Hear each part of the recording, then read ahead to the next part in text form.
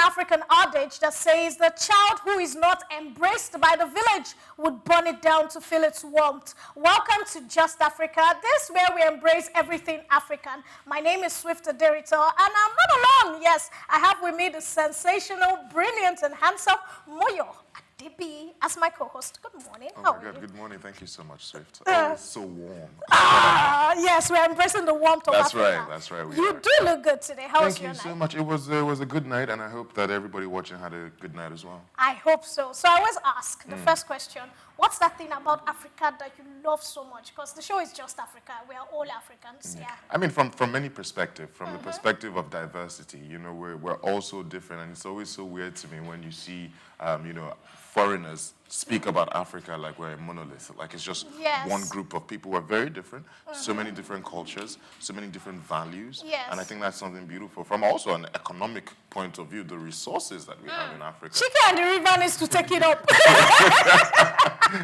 Chicken and the river needs to take it up. Yeah. So still talking about, you know, Africa and everything Africa has to do. We're excited about Chike. There used to be a book I used to read called Chike and the River, and I really need Chike to take it up at this point in time so that I can do what I have to do. Since Chike and the River does not understand what we are saying, let's get down to it. So in today's era where digital transformation is the new key to African development, we're talking about something that touches us all. African development is key when it comes to structure and everything that is there. We're going to be discussing something very touchy. We're talking on entrepreneurship and the role Africa plays in entrepreneurship, the role digital transformation and infrastructure plays in Africa when it comes to entrepreneurship and what entrepreneurship is all about in Africa. So the first question I want to ask you is, what do you think is key for entrepreneurship growth in Africa? There are some things that are on my mind. We are talking of loans, financing. Financing is always the biggest challenge when it comes to entrepreneurs. Entrepreneurs claim that, look, to get finance is always difficult for them. Do you agree? I do agree. And even talking about getting loans from like banks, you know, the interest rates, they're a bit high. We're also talking about, even if it's funding from government and even aids, there seem to be a lot of bottlenecks in accessing these funds, even if it's donations. You know, so the young, especially for young entrepreneurs and of course women in business, it seems to be harder for them to access capital, and that's the first step. I love the way where you said women in business. Yes, a lot of women feel they are being marginalized. Exactly, yes. You know, it feels like it's a lot easier when you're like sort of like an established man and you're going to seek funding. People seem to take you a lot more seriously. But these are the bottlenecks that we need to strip bare if we're really going to grow the African economy. The African economy. Someone else has also talked about the barrier of trade, language, and communication, currency. Thank God for the whole ECOWAS system that seems to help it, but it still exists. Of course, on the flip side of this is where they talk about the importance of African entrepreneurs embracing change. So talking about change, we're looking at technology because we want to see the role technology plays. And in technology, there are AI tools now that can help you trade with someone in Ghana as if he's right beside you. There are AI tools that can make you trade with someone in Senegal, Ethiopia, that don't speak your language. Also, we are looking at the fact that Africa needs to go from a selling to become a major processing power. Looking at cocoa, you see that we just sell the raw products out. We are not getting the value of what? So cocoa is like a $1.8 billion industry. And Africans are only receiving 6%, and we make up 75% of cocoa and production in the world, for the world, because we are selling raw. So they go there, they manufacture, they produce, and they touch it, and they sell it back to us. Now, all these things are affecting entrepreneurs. Of course, we have to talk about embracing green energy, electricity. What do you think affects entrepreneurs when you're looking at green energy and electricity? My goodness. Nigeria has a case study. Yes, nice. I think you've actually even said it all. You know, there seems to be, I don't know if I don't want to use the word a curse, but it's just a way where in Africa we're very extractive. You know, we're very dependent on just the raw minerals and not even processing them. And then we look at it. Okay, you get gold, you you export it, they process it, and they sell it at over 100 times the value that they used to extract it in the first place. And that's why it seems like Africa is on the shorter end of the stick when it comes to international trade. And it now also feels like the Western world know what they are doing. They know what they are doing. And as I, they will not come once every now and then and say, okay, we'll give you a little aid here, we'll give you a little aid here, so they still look like the good guy, like the big brother and the good guy. Yes. But that's where we need to wake up. And I would say that when it comes to, like, the startup landscape in Africa, there seems they've sort of hacked it in a sense where they fostered an ecosystem that is supportive to everybody. Yes. You see them doing international mixers in Kenya. You see founders from Nigeria, founders from Ghana. Everybody's going there. It's a think tank. They get to know each other. They know how they can leverage and how they can create synergy with their businesses. So these are the things we need to foster: a better ecosystem that works for everybody in Africa as one. Yeah. Talking about a better ecosystem that works for Africa and everybody as one, I want to take you guys on a very beautiful break. Because I have a guest that is waiting at the other side. He's going to be talking to us via social media, so he's not going to be present in the studio, and we're going to have him on Zoom. His name is Mr. Peter Adebola. Do not go anywhere. When we come back from the break, we will be discussing with him live. Don't forget, we are still talking about the role that entrepreneurs play in the growth of Africa. My name is Aderinto, and this is Just Africa.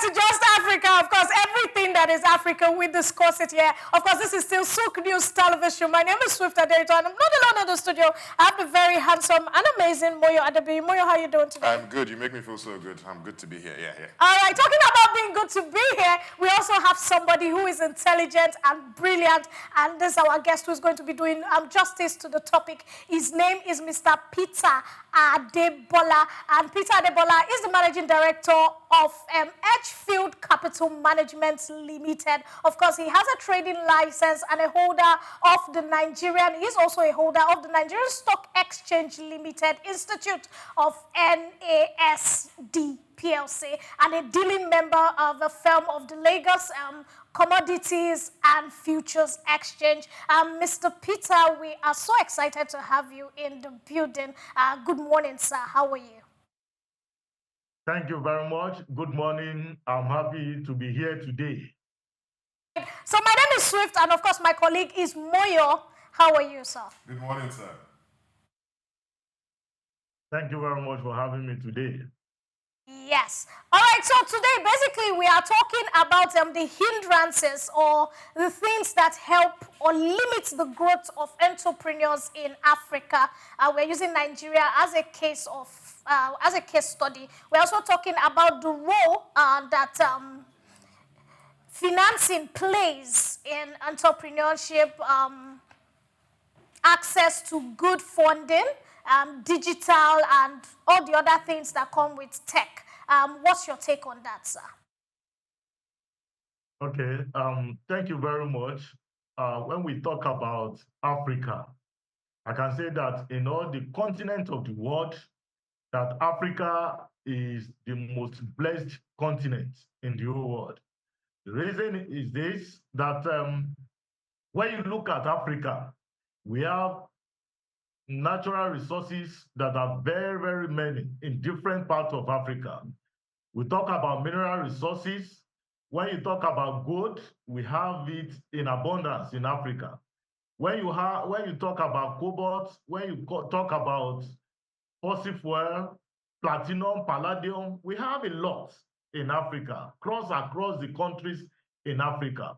And when you talk about fossil fuel too, we have it plenty in Africa, most especially in Nigeria, in Angola. You will see that we are the top leading countries in the world when we are talking about all these minerals, all these natural resources. And not that alone, God has blessed Africa with good, arable land that we can actually use to do farming. So there is no reason why in Africa the hunger that is prevailing should actually be happening. And not that alone, in Africa, God has even blessed us with, forests. We have, series of big trees where we can extract something that can develop our minerals. How about iron ore? How about, all other minerals? Now, but when we are looking at entrepreneurship in Africa, that's the thing that we need to do, and we need to put certain things in place in order to make us to harness this opportunity that God has given us in Africa. And my own take is this, that all our leaders in Africa, they need to come together and see what they can do to actually harness all these resources in order to make Africa a prosperous continent.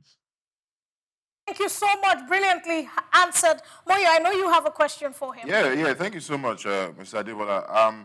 I think you've put it very succinctly that we do have the capacity to do so much more. I would like your take, your own professional and expert assessment of the state of entrepreneurship in Africa, especially as it relates to the youth, because they are the next generation of entrepreneurs who are going to take Africa to the next level. So what is your assessment of the current state of entrepreneurship in Africa? Okay, thank you very much. No, you see, Nigeria generally, or let me say Africa generally, we are very enterprising, but we have some limiting factors that are delimiting us, and that is why that entrepreneurial capacity is not showing. Now, look at it. Let me give you an example of our highly referred Alhaji Aliko Dangote. Now, look at him now. He's building a refinery that is one of the largest in the world. He's an African person, and some other people. Look at Abdul Samad Rabiu, also, becoming a cement giant in Africa. Look at our Jivadenuga, for Glo, competing with MTN and others in the world. You will see that Africa, we actually have that entrepreneurial capability. But there are some limiting factors that are actually affecting us. And that is why our African leaders need to come together to make sure that they resolve all this. What are these things that I want to talk about? Number one is that we have the problem of infrastructure in Africa. So the infrastructure is number one problem that we have. Why you will see that even so many people that want to actually go into manufacturing, the infrastructure is not there, such as electricity. We don't have constant electricity that can probably power all these machines that we can use for manufacturing in Nigeria. They are not there. Then another thing is transportation. You will agree with me that our means of transportation in Africa is not even as good. Even Nigeria, if you go outside Lagos and you go to some places, you will see bad roads everywhere. And these are one of the aids to trade that can make manufacturing sector perform very well. So we have this. And again, in terms of digital innovation, the question is the broadband that we have in order to provide internet that can facilitate smooth trading or smooth trade of goods and services across Africa. We don't have it. How many people in Africa actually have access to internet? Population of Africa now is about 1.55 billion people in Africa. The question is, how many people actually have access to this internet facility? I can tell you that probably between 18 and 20%. So you see that we have a long way to go in Africa, and these are the things that we can do.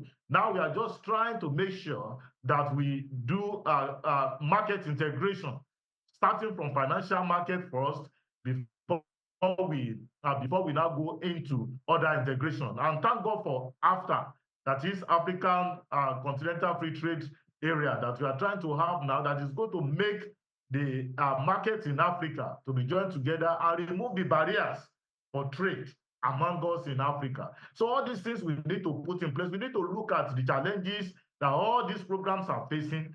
And when we iron out the challenges, then Africa is now on the right path to grow and compete with other continents of the world. Don't let us forget, India took it upon themselves that yes, they want to do. Yes, they are the largest continent in the world now, but you see that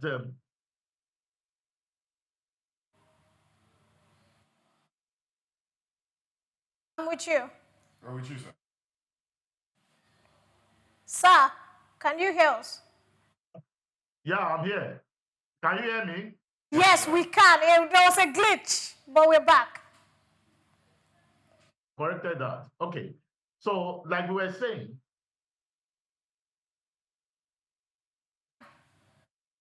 that we need to put all these things in place in Africa in order for us to be able to grow our economy. And as I said earlier on, Africa has everything it takes to make us to be the greatest economy in the whole world. All our leaders just need to come together to make sure that we put all these things in place. And more importantly, the security. We also need to put it in place in Africa so that we can harness all the resources that we have in Africa to make us go. What does it take us? If we have all this infrastructure, we have digital access, we have internet facility, there is market integration, we can have mechanized farming cut across Africa, we can feed the whole world. Yes, talking about building the whole world, sir. I know that you're the managing director of Edgefield Capital Management. I want to ask you, what does your firm, what advice or what build-up can you say that your firm adds to entrepreneurs in Africa using your firm where you manage as a case study for Nigeria? Okay, you know that our firm, we play in the financial market, okay? Most especially, we play in the capital market. And as you know, capital market is the pivot of all economic growth across Africa. So we also, as an organization, we join our other colleagues in the market and also our regulators to make sure that there is integration.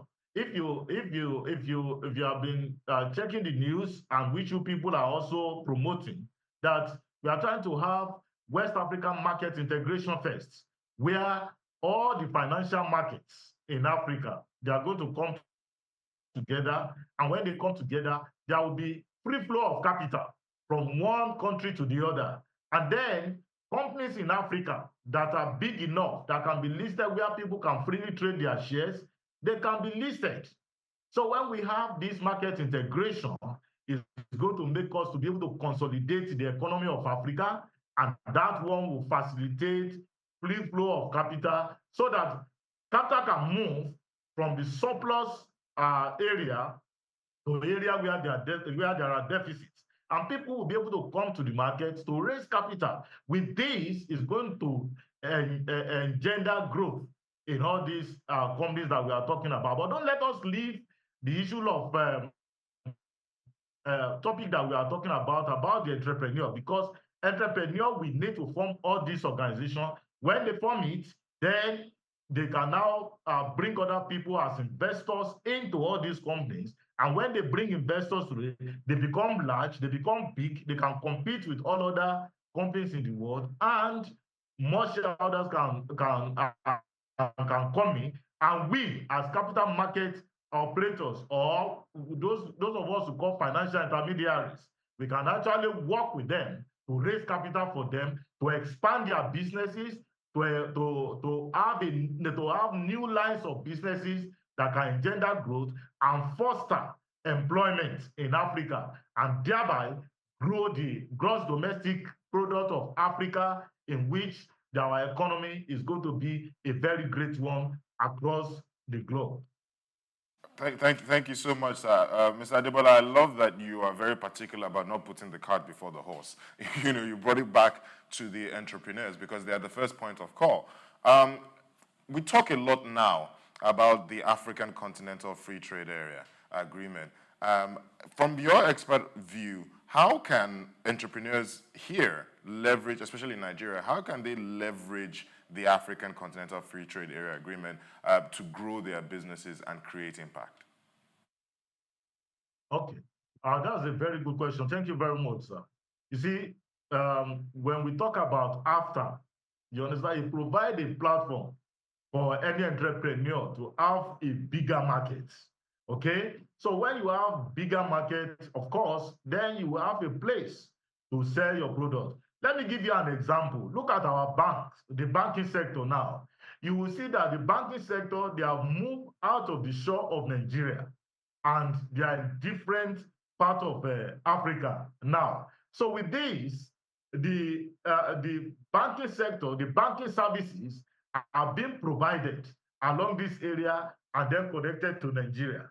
So also, any entrepreneur, let's say from Nigeria now, that want to have businesses in all other parts of Africa, it's not going to be a problem for them in moving their capital from Nigeria to maybe you want to move to Angola, or you want to move to Gambia, or you want to go to Rwanda, or you want to go to South Africa. It's no longer going to be a problem like it used to be, because we have some of our banks that can render that services to you. The only thing that you now need to do is actually to follow the rules and regulations that will enable you to set up your businesses in all those areas.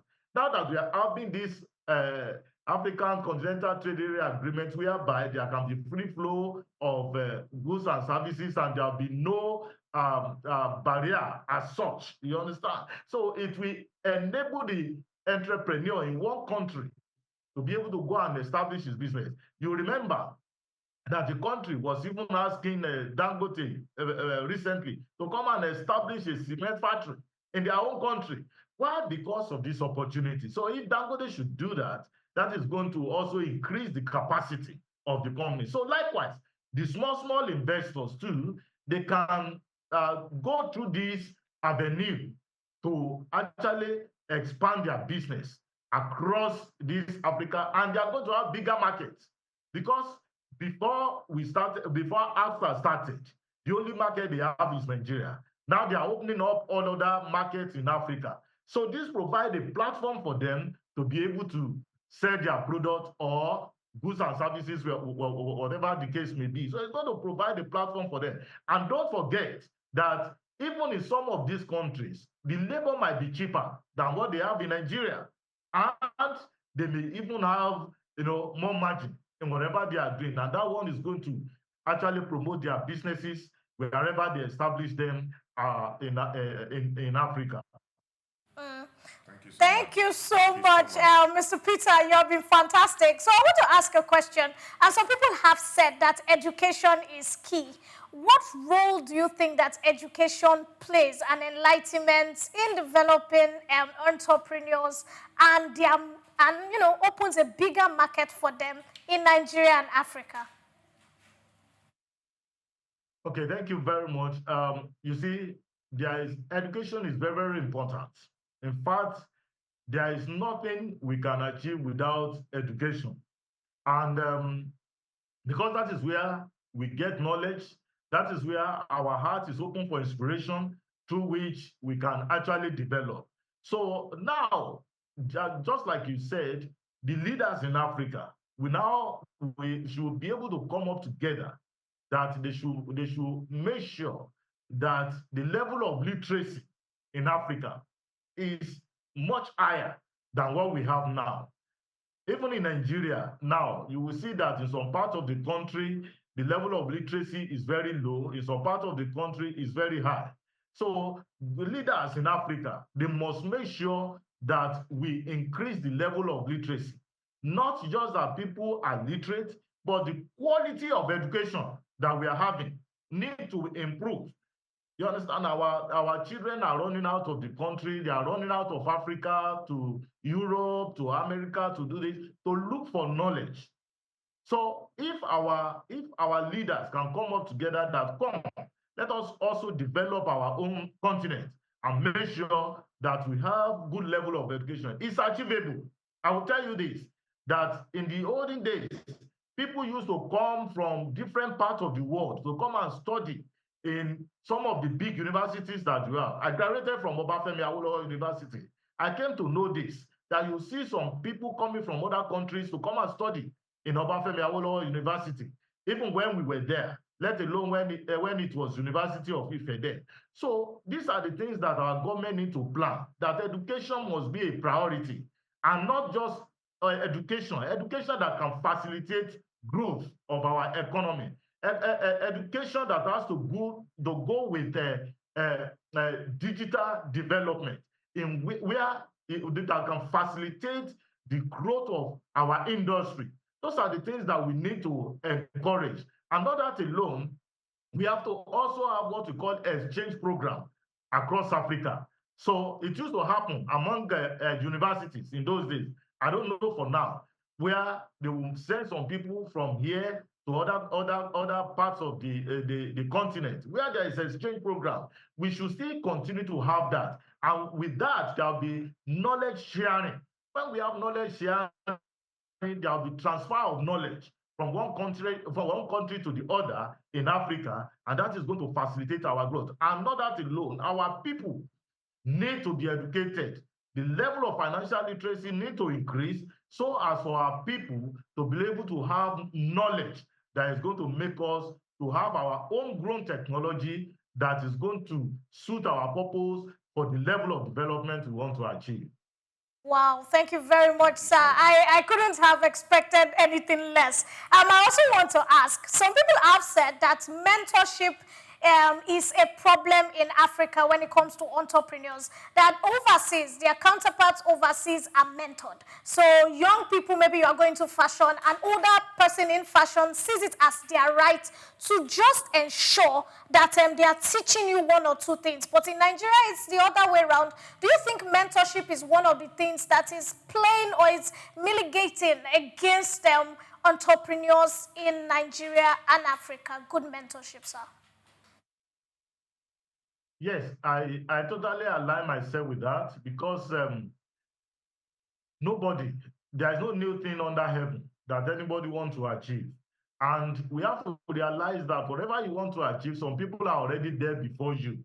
The only thing is that you need to study under them. When you study under them, then you can now improve what they have done in order for you to also add your own name or your own knowledge. You have to contribute to knowledge.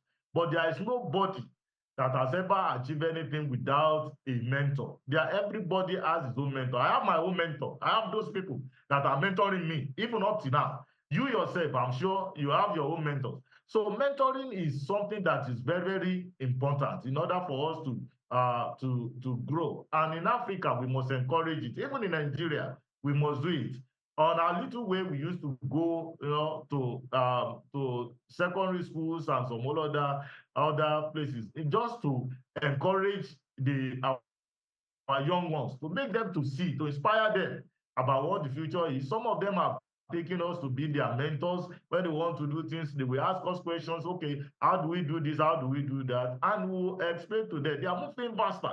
So if you want to move faster in any profession, any career that you have in this world, you need to have mentor. That is why mentorship and mentoring is very, very important. It's something that we need to do, cut across, our all facets of the economy that we have, cut across all our career development, cut across every aspect of our organization. There is need for us to actually put that in place. And of course, some private schools and private universities now, I know that's part of the program that they have. They have mentoring, they have mentorship arrangements whereby they invite people to come and talk to their students, and also they also take the student to them in order for them to get this mentoring and mentorship. When we do this, it's actually going to help us, and it's going to develop our economy as well as the country in general, so that there will be social well-being of the citizens, and then we also have the financial well-being of everybody within our country. Oh, thank you very very much, sir. Moyo has a very, very important question to ask you. Yes, Moyo. Yeah, thank you so much, Mr. Adebola. I mean, you've spoken a lot about, education and sort of like changing having a mind shift, especially for young entrepreneurs. They need mentorship, obviously. But how do we ensure that we don't leave the people in the rural areas behind in things like this? Because many of them do not have access to to education. They don't have access to internet in the first instance. What is the way forward in ensuring we don't leave them behind and we keep them on this train, this momentum to impact entrepreneurship in Africa? Okay, thank you very much, sir. For me, the way I will approach it is this, that we need to be intentional. If we actually want to do this, we actually need to be intentional about it. And what do I mean by intentional? You see, we need to look at, starting from the time that the children are in elementary school. That's when we're supposed to start it before they grow up. And as they grow up, these things will be going with them. So we have to start from the elementary school where we are going to start this mentoring program. By the time a child is getting out of primary school, you can identify his capability. When he gets to secondary school, then you know more about the child before he becomes an adult. So with that, you will see if we need to look at overall curriculum of our education in Nigeria. And I think government can put this one there so that it will happen. And let me also say this, even in the university. Mr. Peter, thank you so much. Please, we need to go on a quick break because there's something we need to run. Please hold that thought. Do not go anywhere. Ladies and gentlemen, please do not forget to follow us on all our social media platforms and ensure you're commenting if you're watching live. We're taking you on this quick break. I'm still in the building. Of course, Moyo is still here. Mr. Peter is still ready to dish out all the information you need to know about building a successful entrepreneurial career in Nigeria and Africa. Do not go anywhere.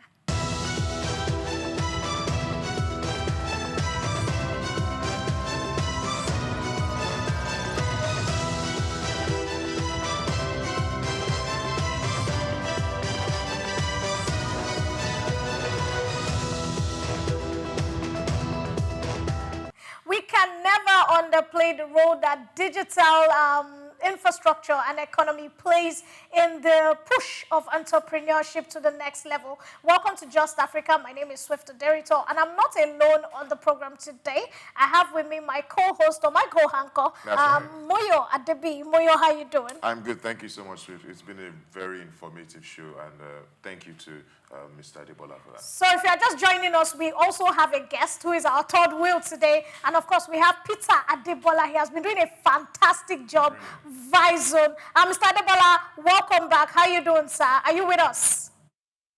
Yes, I'm with you. Thank you very much. Thank you too. We've been enjoying you. So yes, before we went on a break, you were speaking about how the people in the urban areas shouldn't leave the people in the rural area when it comes to development, mentorship, and entrepreneurship. Please, can we carry on from where you stopped, sir? Okay, thank you very much. What I said earlier on was that this mentorship and mentoring that we are talking about, that there is need for us to actually be intentional about them. And what I mean is that we need to look at our curriculum, right from our primary school to secondary school, even to the university level, and even post-university level. We need to look at that. If we start doing that right from the primary school, we'll be able to see the potential that some of these children have, and then up to the secondary school level, and then before they go into higher institutions. And even after in higher institutions, I mean, when they are in higher institutions, we can also harness, this program we are talking about, mentorship and mentoring, to be able to know where and where. Let me tell you this. If you look at let's use our sport, for instance. you will see that in the past in Nigeria, we have never gotten it wrong for our under 17 players because they started watching all those children right from the time they are young. And when they want to select the best for the country, you will see that when we go for competition, we always win. And under 17 of Nigeria in those days used to be the best. Why? Because they started the mentoring and mentorship of all those children from the time they were young. They caught them young, they coach them, they mentor them. And what is the outcome? Success. So if we can do that in sports, why can't we do it in all other aspects of our economy? Why can't we do that?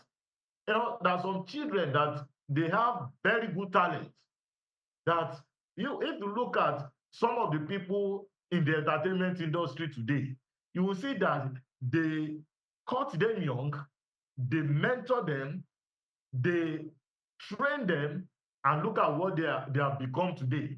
You see, you will see that the youth are the ones that are actually driving the economy and everything. And that is why we need to take this mentorship and mentoring very seriously if we actually want to achieve our goal in all spheres of our economy. And again, I want to say this, that when you look at the top universities in the world, you will see that they always do something. And what do? Is that they invite industry professionals, people that have succeeded in their career, to come and give talks to undergraduates, to people at the master's level, even at PhD level. So you will see that with that, the development in those areas are very, very fantastic and are very great. We are promoting something now that there should be a kind of Ghana and town meetings. That is, the academic and those people in the industry, they need to be having meetings together. They need to be working together in order for us to grow our economy. While the academics, they have to contribute their own knowledge through their research work, then those people in the industry will be able to come up with the challenges or the practice that they are doing in their industry. And when the Ghana and town meet, you will now see that we'll be able to move forward in our economy. And it's going to be great and fantastic.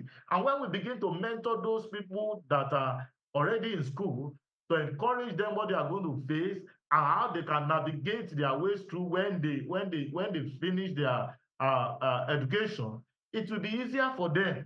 They'll be able to know where to go. You will not be seeing people roaming around the street again and with increasing level of employment because they have been mentored, they have been tutored, they have seen somebody that will show them the way to go when they finish their school. And you will see that this is going to go a long way to actually solve some of the problems that we are having today. Because some children, when they grow up, they don't have mentors. That's why you see some of them join Boko Haram, join all this banditry and all the rest. When you look at them, you see these are people that if they are trained well, they can harness their power to actually better the economy rather than the vices and evils that they are committing within the country.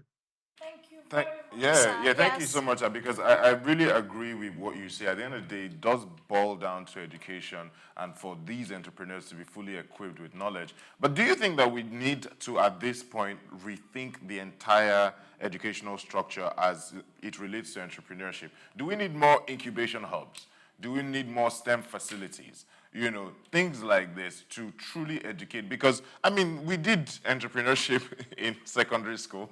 I know we did that in secondary school. But Speak for yourself. okay, sorry. Yeah, I did that in secondary school. Okay. But I still feel like there's sort of like a disconnect, especially because times are changing. Tech is moving so much faster. Tech development is moving so much faster. So do we need to really rethink the whole thing from top to bottom? Okay, thank you very much, Moyo. You see, people that actually design various level of education, they have their reasons for doing that, and the reasons are very clear and practicable. You see, we need um, we need various level of education. I can assure you of that. And of course, while many people are saying, in fact, when you look at social media nowadays, People will be talking to you. You don't need to have university education. You don't need this thing. All you don't just need to do is to go for vocational study. And when you have vocational study, you can make more money. It's not about everything is not about money making.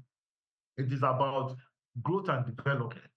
Now, when you look at all those higher institutions that we have now, they are citadel of learning, where they train people on how to conduct research in different areas. Because without research, you can't discover new things. And when you don't discover new things, you can't move forward. You will just be where you are. Look at your organization now. See the kind of redesigning that you have done. It's born out of research. Somebody will have to sit down and say, the way we have been doing things, we can do it better, we can do it better this way. Maybe he has read it somewhere, he has seen it somewhere, he has learned it somewhere, and that is what is happening. So within, and this can only be done when we have people that are training people in their mind and everything. So to me, all those high level of education, they should still be there because they are the one giving us new insights into so many things. Look at, let me say, before now, there was nobody sat down to say, okay, let us develop all these internet, what have you that we have now. Some of them, yes, we have some people that are naturally talented, but some people in the university, in higher education, told them that, okay, this thing that you want to do it this way is going to be better. We can help you to facilitate this way. And that is how they come around everywhere in the globe. So the citadel of higher learning, they are very, very important and they are very crucial because of the research work that they are carrying out year in, year out. Let me tell you something. If our leaders, if they work with the university, and that's why we are promoting GAN and town meetings all the time. Town means those in the industry, GAN means those people in the academics. If they are working together and they are making use of the researches that they have done, our country will have moved further than this. Because before you can conduct any research, you look at the problem that is existing, you identify the solution, you know what the problems are, what are the causes of the problem, you analyze the problem, and then you provide solution. We'll have gone far. Then the one that people are doing, okay, I can use the little things that I'm going to learn from here, I can do, it's also good. Because not everybody does not have equal capacity. We have different capacity that people have. And whatever capacity you have, we must learn how to develop it and have a mentor. Even if you are stopping at a vocational school, when you finish your vocational school, you must still have a mentor who is going to put you through in what you are going to do in the industry or in your chosen occupation, so that you'll be able to get better and then know more about the work that you are doing. Thank you so much, Mr. Adebola. This has been a very, very insightful conversation. But I have a question to ask. There's a school of thought who feels that the policy towards entrepreneurs, especially the small-scale entrepreneurs, is pretty difficult. They feel that the big guns, like the Dangotes and, the other bigger people, government seems to embrace them more and make life a bit easier for them when it comes to policies. But the younger man on the streets, the woman that is selling akara by the side, and the boy who has a small furniture company, that the policies of government are a little difficult. I want to ask you, in your opinion, do you think government needs to do more for the younger entrepreneurs when it comes to policies? Okay. Please, I need you to repeat that question very well because I didn't hear it very well. Okay, so we are talking about the importance of policy when it comes to the younger or the smaller entrepreneurs, the woman selling akara by the side, the boy that has a small furniture company. And these people claim that the government seems to favor the bigger entrepreneurs like the Dangotes, the bigger companies, but they that are the rock of the economy, although they are small, government policies seem to be a little harsher towards them. What's your take on this, and what can be done to make it better? Okay, okay, I will answer it this way, sir, madam, that you see, the space is for everybody to develop to the level you want to develop to.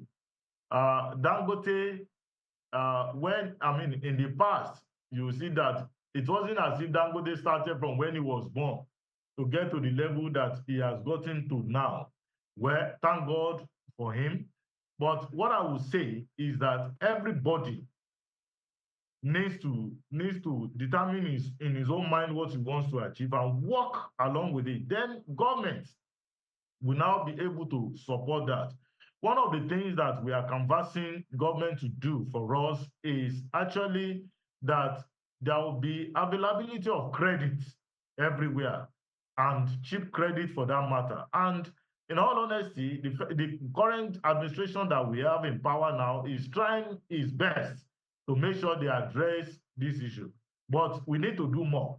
What do I mean? We have the back of industry now that is there that can support anybody that is an entrepreneur. The only thing they will not do is that they will not give you cash and say, go and do whatever you want to do. But if you have a good business plan of what you want to do, either a small scale business, medium scale business, they are ready to support you, provided you can get a nice proposal that they can finance. Not that alone. We also have development banks that can also support this. So all these structures are there to support people. But the question is, are people actually, are they aware of all these things?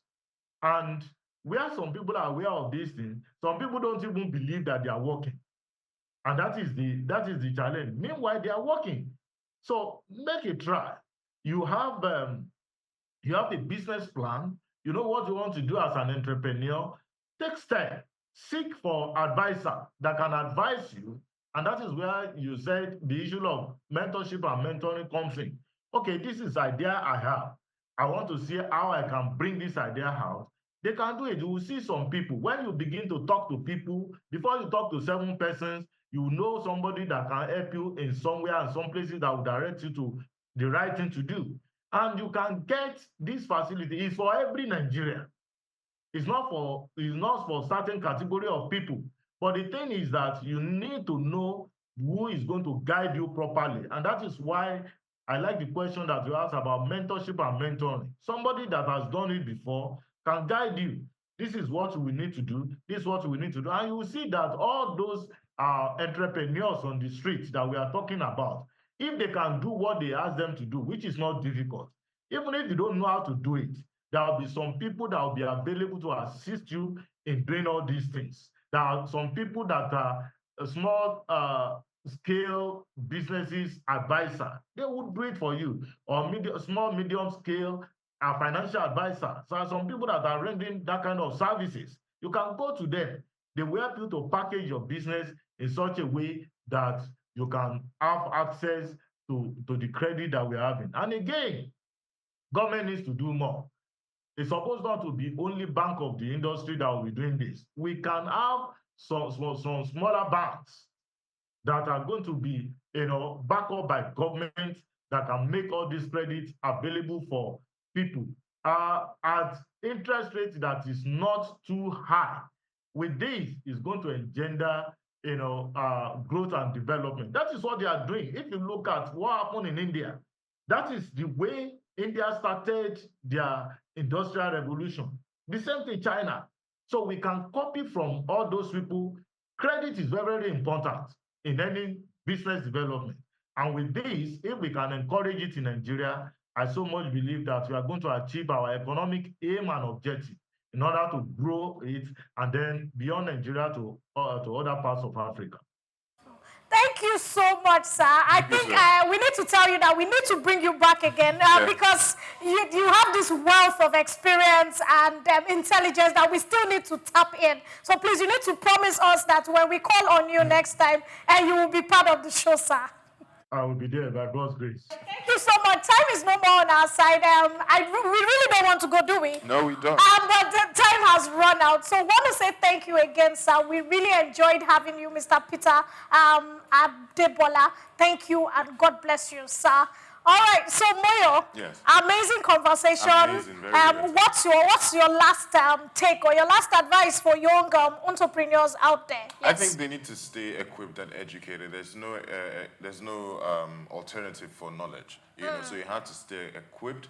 You also have to know that, as Mr. Adebola has said, there's nothing you're looking to do that hasn't been done before. So tap into the knowledge, the experience, and the synergy of those who have been in that field. Learn from them, leverage from their experience, and there's nothing that comes your way that you wouldn't be able to surmount. Yes, talking about leveraging from your experience. Today we have been talking about creating an atmosphere where entrepreneurs can thrive.